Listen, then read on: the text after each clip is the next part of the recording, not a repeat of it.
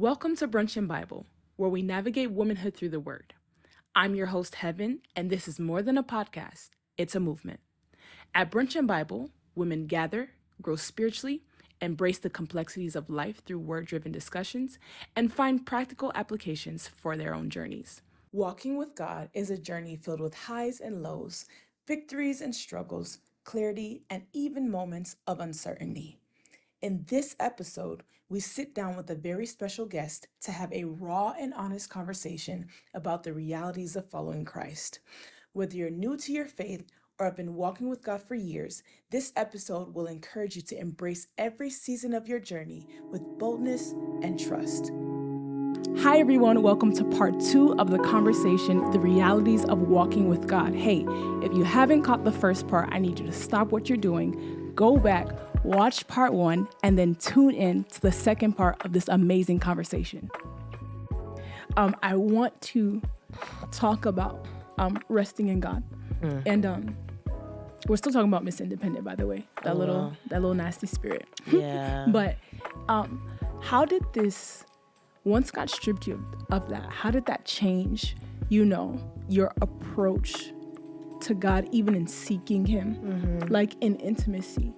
Because we see a lot of the time, especially with some of us who are very independent, who, have our things together, or, who God has given us grace from when we were young to handle multiple things and, to be at the forefront of leadership. Like, we were leading organizations and we had positions and recognition and all these things like that. And then we come to a place where we are in relationship with Christ, and that is not how the show is run, right? Yeah. And so we see there that has to be a shift in the place of our mindset when it comes to even how we approach God, right? So what was that shift like practically?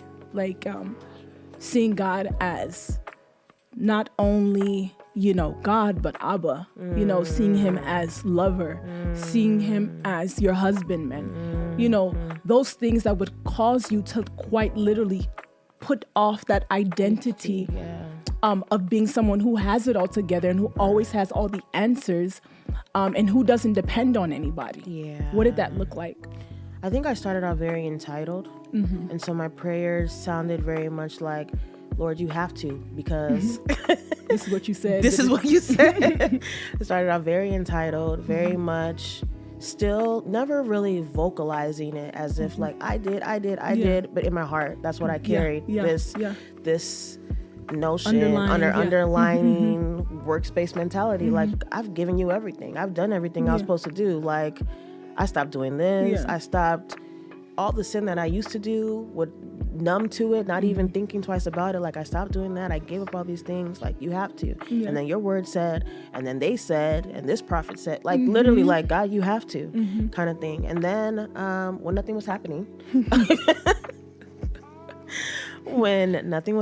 I was like, no, what's actually going on? What's am I being scammed? My best friends can tell you, like, I got to a point in a season, I was like, no, I'm actually living in like a simulation. This is not real life.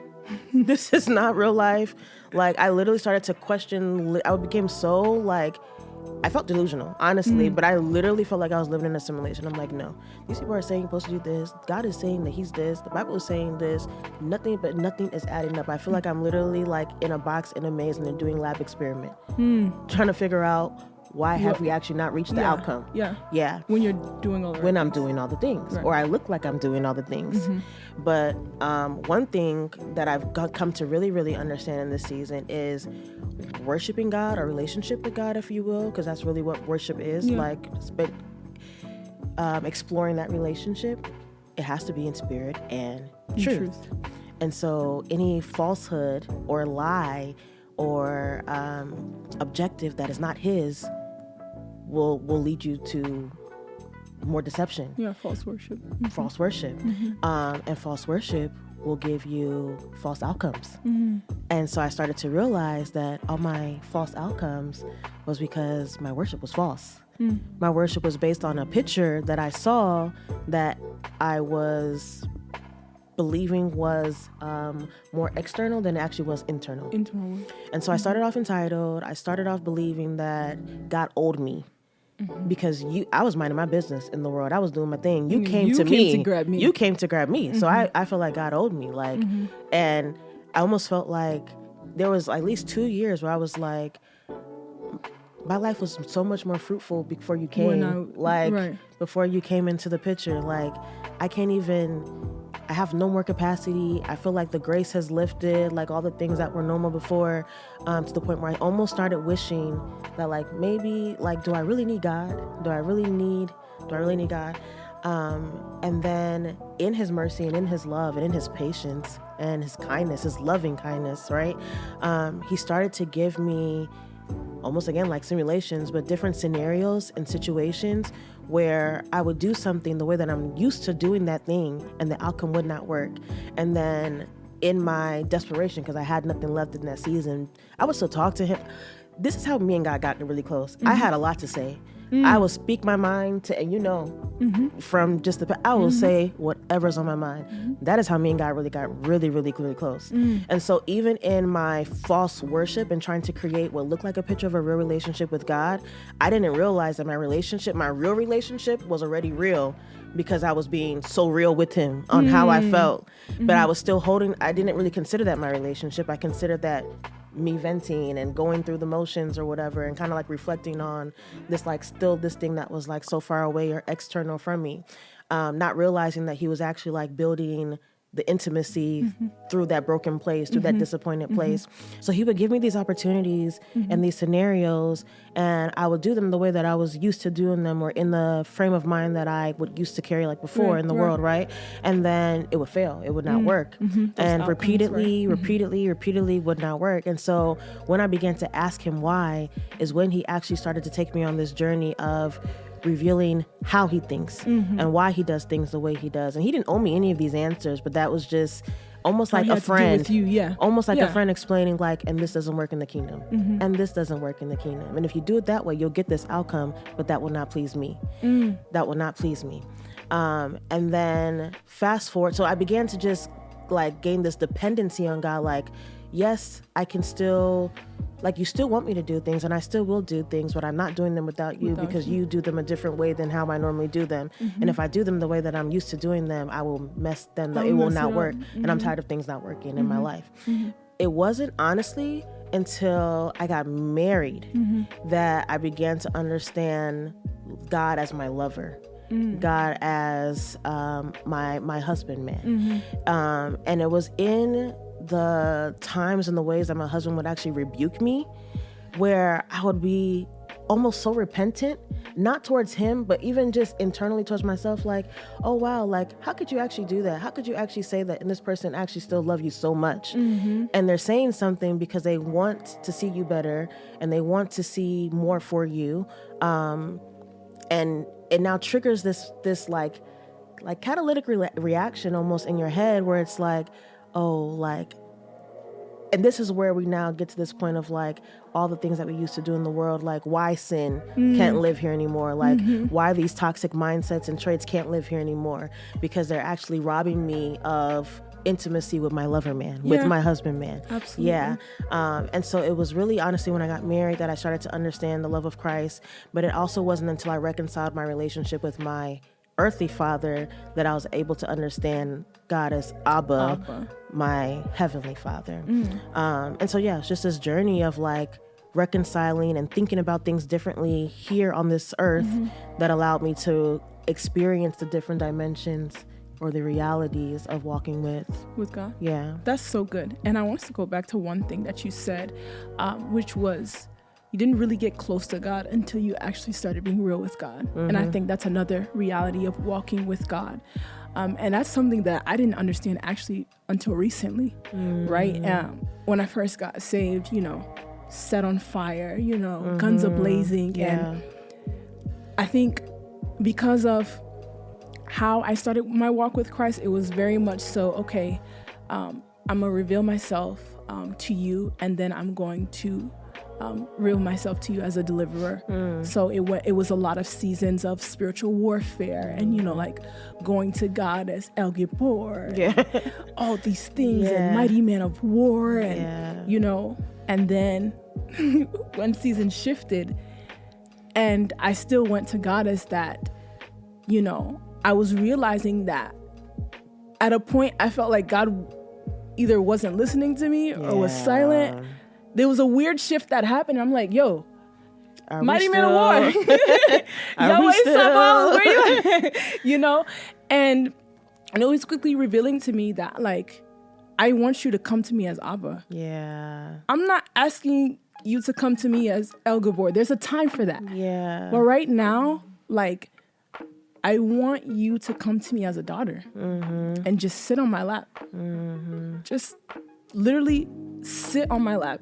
Tell me how you feel, or don't even say anything at all. Yeah.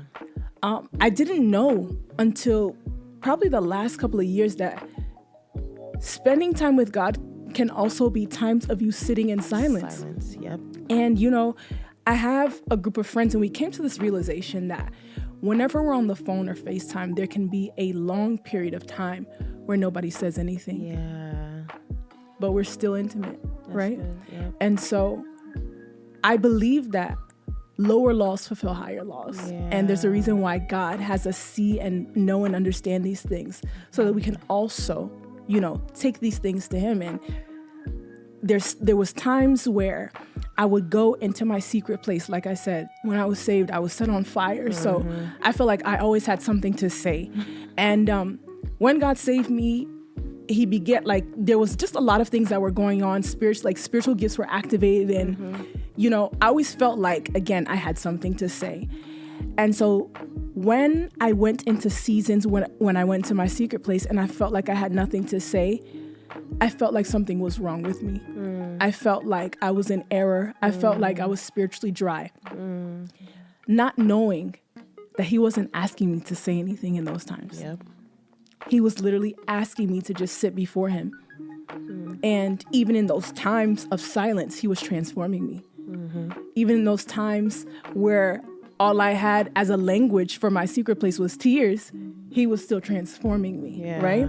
And so I think that's a huge reality of just, you know, being real and being raw with God, because there's a dimension of him that you will never know and understand until you put off certain jargons and certain languages and just come to him and say, God, I'm tired. Yep.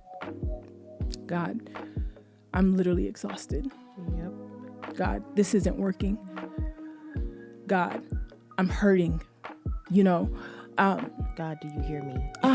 You know, Yeah. these things. And it's like, I don't know if it's that as women, if we're afraid to approach God like this.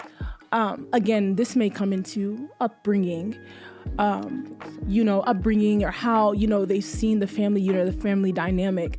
But sometimes we're quite literally afraid to bring certain things to God. Yeah.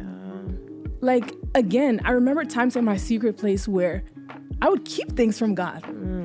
But that doesn't make any sense. Right? Because first off, he's the God who is omniscient. He knows all things. He knows you're dealing with these things. But I'm sure he's asking himself, why doesn't my daughter want to bring these things to me? And so I don't know if you have anything to say about that, the realness and rawness of being before God, right? Yeah, I think it goes back to allowing him to renew your mindset.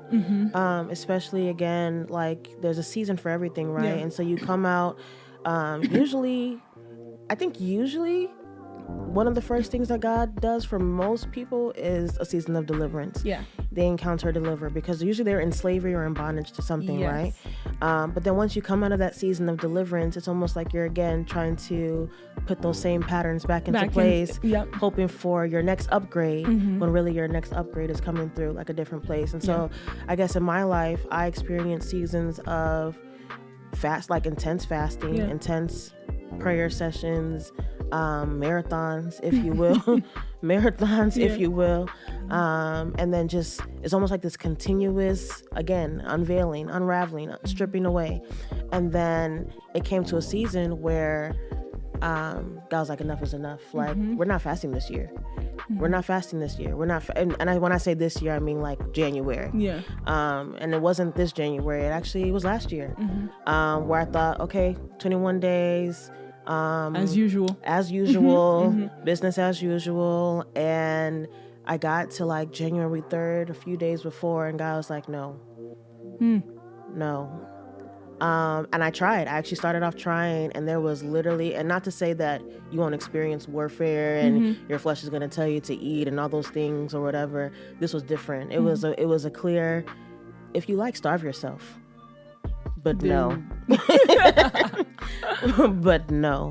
And so it was after like 2 days that I kind of just let it go. And that was probably one of the most like fruitful transformations in my life that released me from this bondage of, if I don't do this way, God is not listening to me. If I don't pray for an hour before I go to sleep, God does not care about my next day. If I don't, read my Bible for an hour in the morning, then God is not. And those things are like very important in developing like certain practices that are actually needed to sustain your faith. Do certain things, right? But when you start relying on them as I would say your key to the door or access to your, when Jesus was already your key and your access, right? But you start relying on these things to give you the access or to give you the right to like be real with God or have a say so at the table in a way.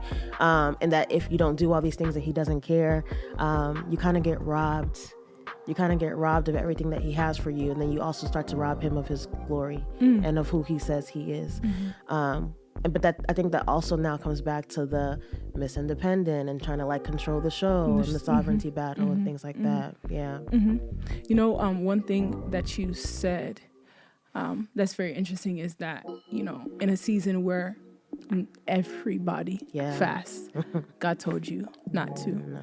And another reality I want us to discuss is the fact that we have to be sensitive to God's voice as Christian women, because it's so easy to miss it when you're not. And I want you to speak on being sensitive to him. You said the wind, and there's the wind and the fire, all these things. And then there's that still small voice, right, leading you and guiding you.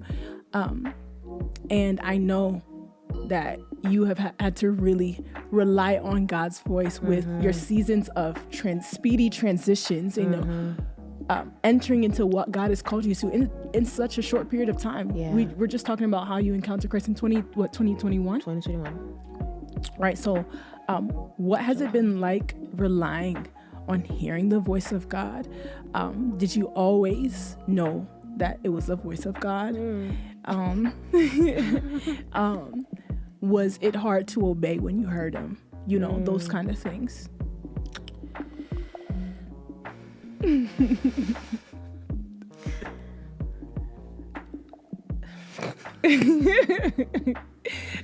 No, this is good. It's really good. Sensitivity is important. Yeah. But I think sometimes, especially when you are in seasons of like heavy consecration and heavy fasting and heavy prayer, who was the first person that met Jesus when he came out of that, right? And it is very, very, very, very easy and this is why I say, like, having those institutes, if you will, in place. When are you reading your Bible? When are you actually praying and just listening to God, not coming to break your mouth, right? Because these things actually train you to hear the voice of God, so that when he is speaking to you, you can differentiate between his voice and all the other voices. Because truthfully, many times it's not every day that people are actually hearing like the audible voice of God to say that God said. And many times people have dreams, but God is not the only giver of dreams. And many times you can be in conversation with somebody, and somebody who you think has your best will in mind or best interest in heart can be giving you counsel, but it's not everybody who has your best interest at heart that's going to give you counsel.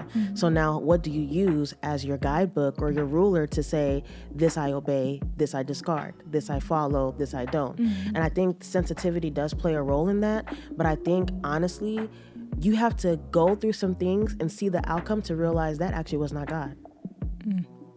That actually was not God. And realize, was that peace that I was feeling, was that the piece of my flesh that thought it was a good idea or a good investment or a good opportunity?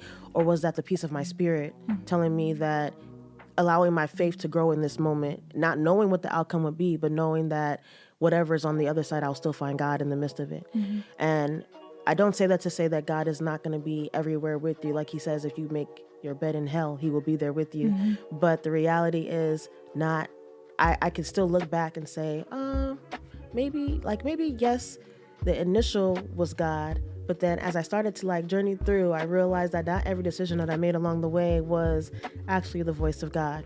And so I'll give an example. There was a program, actually, there was a season where I was first going to Nigeria, and the program, I had like 2 weeks. I got my passport in 2 weeks, packed up my apartment in 2 weeks, like did everything in 2 weeks and had to be in Nigeria. And they actually gave me a right of first refusal, basically meaning that you don't have to come down because you realize that this is only 2 weeks away, but you can come first quarter next year when we're going to do this program again. And I remember in that moment struggling in my flesh, no peace at all, doubting, knowing that it's like I knew it was God, and I at least had enough sensitivity and enough faith to believe that God was going to like see it through and make everything work the way that it needed to work. But at the same time, my flesh was fighting me bad. And I think you even probably will remember that season, like people had to like gather around and pray for me. My mental was so distorted. Like that was my first time having to decide, did I actually hear God or not? To that extent where I'm packing up my whole life to like literally move to a whole other continent that I have. I mean, I'm Nigerian, but I would say that, what am I doing in Nigeria? I have no business. I have no business at that age, at that season of my life, uprooting. Freshly graduating as a doctor. To now go say I'm like, So I remember battling in my flesh, no peace. My spirit, though, however, had some peace. And that is what allowed me to like keep marching forward.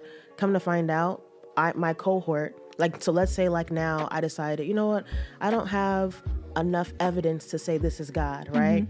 Let me wait to the first quarter of the next semester or whatever and go and try again later after I've took my time to make that decision. Would you believe that my cohort, the people that went, is the only cohort, they shut that program down after us. That. There has never been another. I was even on the like planning committee of like trying to bring in more people, cohort. Another application cohort, whatever. To this day, that's like 2-3 years now. To this day, never again. We were the only ones. We were the only ones. And so imagine now, I look back now, and I'm like, oh, you can see the evidence like, oh yeah, that was God. Because yes, it seemed crazy and very delusional and very absurd and very rash, if you will. But in that moment, that was the only opportunity that I had. And God does move in specific like windows and seasons, but I feel like he will always like rally around. He loves you so much that he will always give you what you need to make it through. And so in that season, that looked like people who were coming around me to pray and intercede over me. That looked like people who were actually able to fast for me because I wasn't able to fast for myself. I was going through way too much to do that. But then in certain seasons, in the same way, the enemy also can open a door that looks very, you got to make a decision now because this door is closing. This window of opportunity is closing. But then also what is surrounded around that? Is it everybody also telling you not to go? Right. Is it, I don't know, dreams that you may have also keeping you up at night? Is it now new battles of warfare? And warfare will come with any step that you make, honestly. When you decide to say, like, I'm following Christ in the midst of this, warfare is going to come along the way. But, like, what is going to be your ruler or your guidebook or your thing that says, like, let me march a little bit forward and see. Let me march forward and see. But the reality is he reveals in part. He reveals in part. And sometimes we take the part and try to make the whole. And then when the whole that we created doesn't look like the whole that he actually has promised, we feel like we're in trouble there.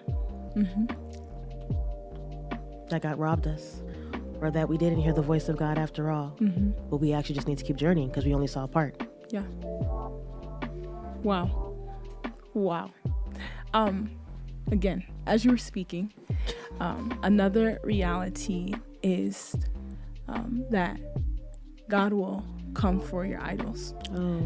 And that's a whole nother thing. That's a whole other thing. Let's start off with the fact that God, right, gives us, certain things. right? To help us, to guide us. And this is the subtle theme of idolatry, where he'll place certain things in our life to help us. And then those things now become our firm foundation. Right?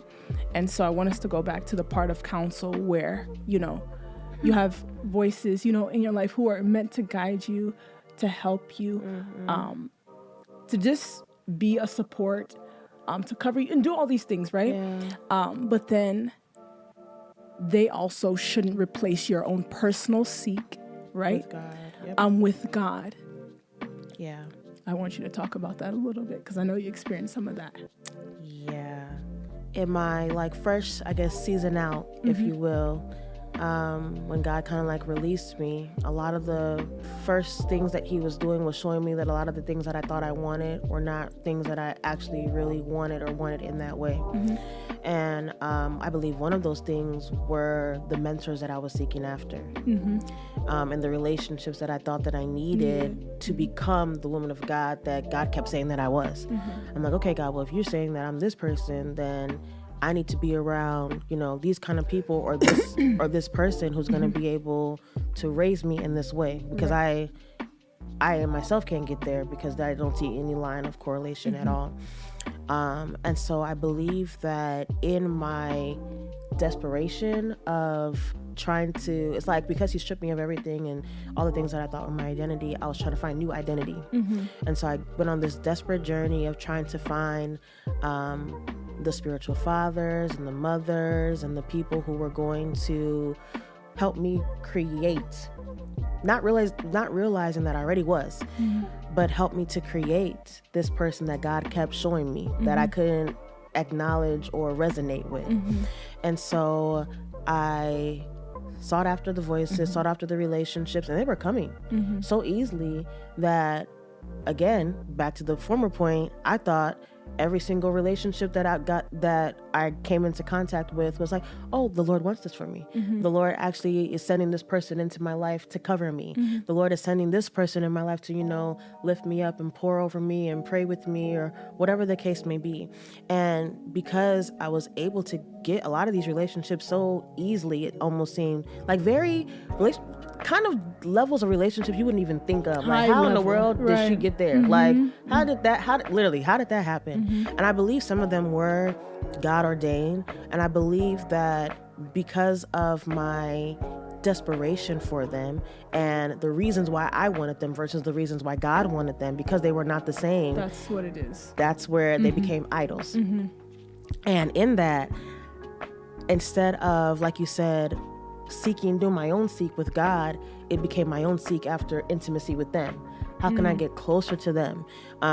There's one thing that one of them always used to say, that discipleship is not a fan club. It's not, it has to do with proximity. So basically, the closer that you get to who was pouring over you or who was supposed to raise you in a season, the more likely you are to become that person.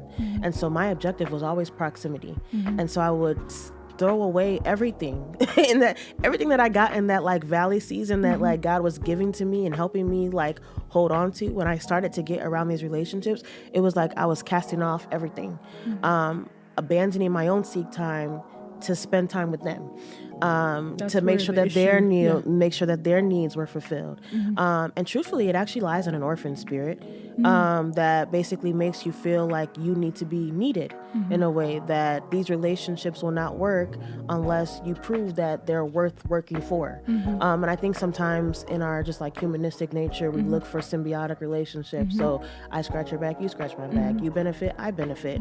And the reality is that's not how it works with God. And so God, as God is nurturing you and pouring into you, he's not ever expecting that you would scratch his back or give him anything in return except for your life, right, in your heart. But when you come into these relationships, you're okay, this person has done X, Y, and Z for me. Let me now, do everything that I can to show my appreciation and my gratitude. And it literally became into this addictive cycle of service, what I was calling service. And my service now became my idol. And my objective was, how can I outserve myself? And so I would literally go on this journey daily of what I would call surrendering myself, dying to myself, showing up as the best that I can, showing up, better than I did the day before, but not actually allowing, there was no fruit being birthed in that process, basically. And so it became this routine again of being Miss Independent, like trying to control the show, Miss Independent, trying to like call the shots, trying to control the show, trying to produce fruit in relationships that were actually robbing me of the seeds that God had planted already.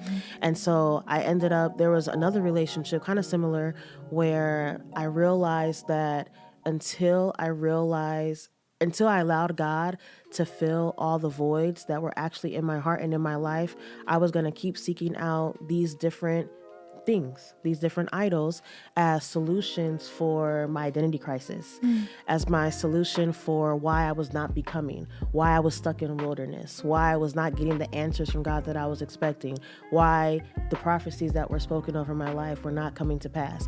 And until I allowed God to fill all the voids that these questions were producing and allow him to rest in those places, in the uncertainty and in the unknown, it was this continuous journey of looking for who could speak a better word over me, who could pour over me better, who could mentor me better, who could love me better, who could actually see what God had called me to be so that they can help me become that person better than the last person. And he kept allowing it easily until I realized that this thing was going to keep happening and all these relationships were going to keep ending the same way until I realized that he's the only person that can do that.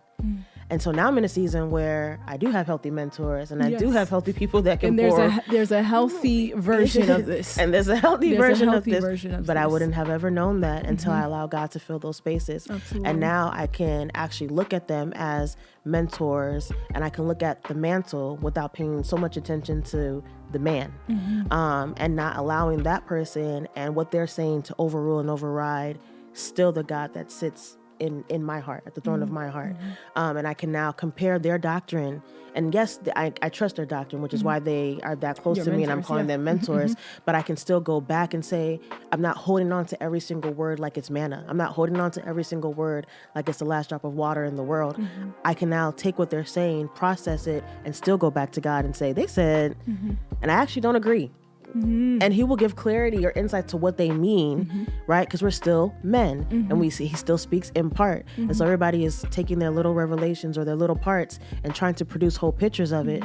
But the reality is you can only get that wholeness in God. But our idols are just little pieces of that we try to use to create our wholeness. That was good. You mentioned a point where that your life wasn't producing fruit, right? And another reality of walking with God is that your life must produce fruit. And this fruit means evidence, right? Fruit means results. Fruit means the produce, right, of something, the outcome of something. And sometimes we like to look at that as external things, like how far you are in life, marriage, money, status, cars, houses, freedom, whatever the the world calls freedom, right? Or prosperity, success.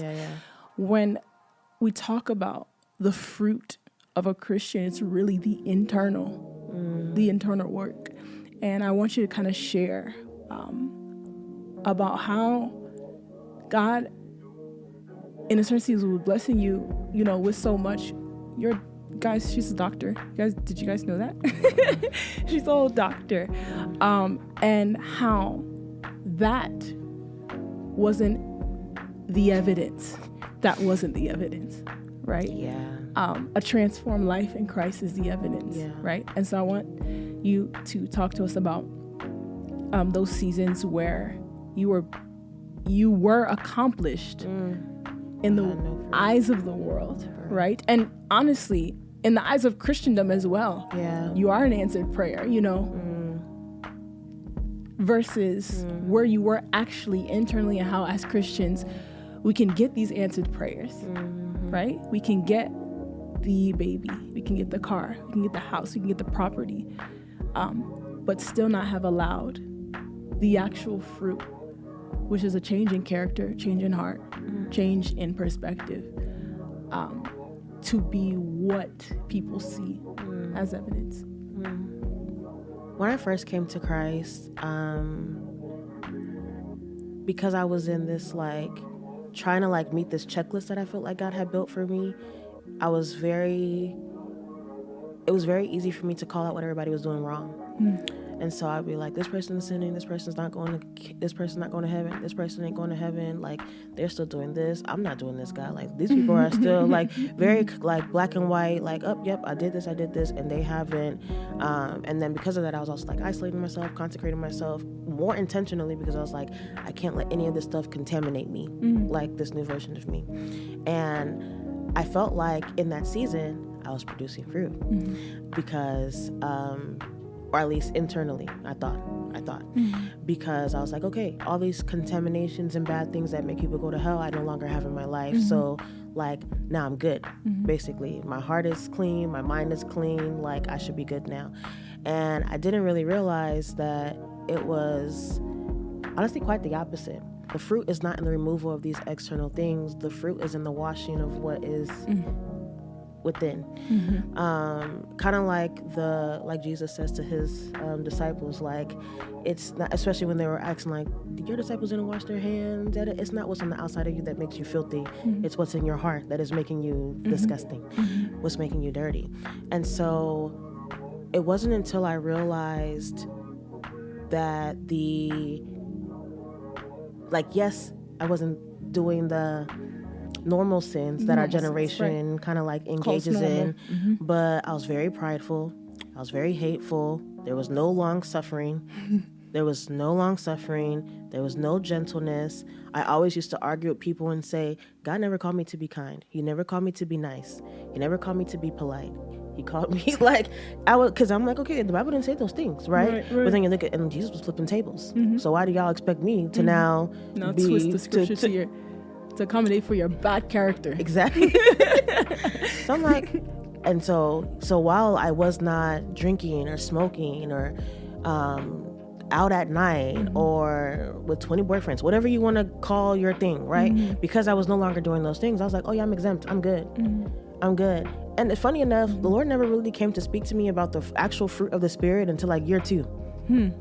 So when I started to realize, like, how is it that like all these people who are like so kind and so nice and blah, blah, blah, blah, whatever, like they seem like they're better off. Like people actually like them. Like people can say like, oh, I just see Jesus when I'm with you. Like I just hear the heart of Christ when I'm with you. Like they say these things and I'm like, huh? Like, or especially some people who are like still struggling with like alcoholism or still struggling with like different addictions or all these different things that they're still struggling with and so transparent about. And I don't have to be transparent about them because I've gotten rid of them. So I'm not struggling with these things anymore. But in that season, nobody could ever tell me like, oh yeah, I just see the heart of Christ. I just see the love of Christ all over you. Like I really feel loved by Christ when I talk to you. Like it's almost like I came to be the accuser junior, like helping people point out their deficiencies and their sin, but not realizing that my lack of fruit was also a sin. Not realizing that my inability to reflect my Father or reflect the love of Christ was also a sin. And in my efforts to help people realize how bad they were, I was still sending more people to hell than I was bringing anybody to heaven with me. And so while I had called myself exempt and felt like I was good and I was going to heaven, and my job was now to help everybody realize how bad they were so they could maybe decide that they want to go to heaven too, I was pushing everybody further and further away from Christ because I actually had no fruit.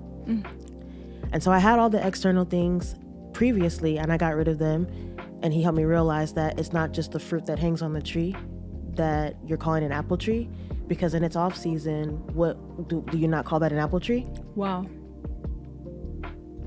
Are the roots no longer holding up that, like, just because it's winter now and there's no apples on the tree, is that still no longer an apple tree?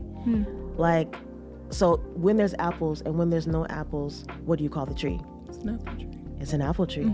And so when you have and when you don't have, who is Benedicta? And why is there a difference when you have versus when you don't have? And then why is there a difference? Why is there no difference when you come to me versus when you weren't with me? Why is your character still the same? Why is your heart posture still the same? Why are you still saying that you hate people? Why are you still not able to relate with people? Why are you still not able to show love to people? Why are people still repelled by you, still intimidated by you? Why are you not bringing, you said you're going to bring more souls to Christ, right? You're on fire, you're zealous, you're passionate about the things of Christ.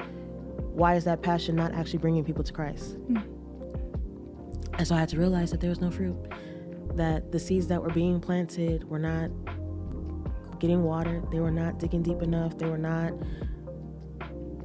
I was not allowing him to actually let those things take root, so that real fruit could be produced.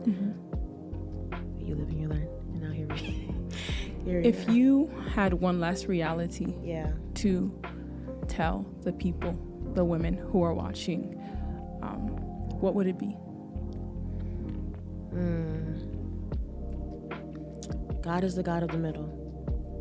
God is the God of the middle. God is the God that actually not reveals himself when you're at your lowest, is when you get back up and you're willing to start trying to walk again. And so sometimes we start off these journeys with Christ and we're like on fire and we're zealous and all these things. And then we decide that once things start getting stale and flat or stagnant and our routines and our habits are not working, that God has kind of like left us, or we're like doing something wrong, but really he's drawing us to that place in the middle where we have to actually let go of ourselves and what we know so that he can like show us who he really is. And that's where the beauty of intimacy and real relationship with Christ actually comes in the middle. It's not on a mountain and it's not in a valley, it's really in the middle. Yeah. Amazing. What an episode. Yeah. This was kind of loaded. Kind of like really loaded. Yeah. I just thank God for your life. Thank God for your life. Super, super grateful for you honoring this invitation. And I pray that you all have been blessed as you have listened to all these. I myself am going to go back and listen to this and watch this multiple times because there were so many great things that the Holy Spirit shared. And again, if this has blessed you in any way, I want you to like, share, comment, and subscribe as you support our works. Until the next episode.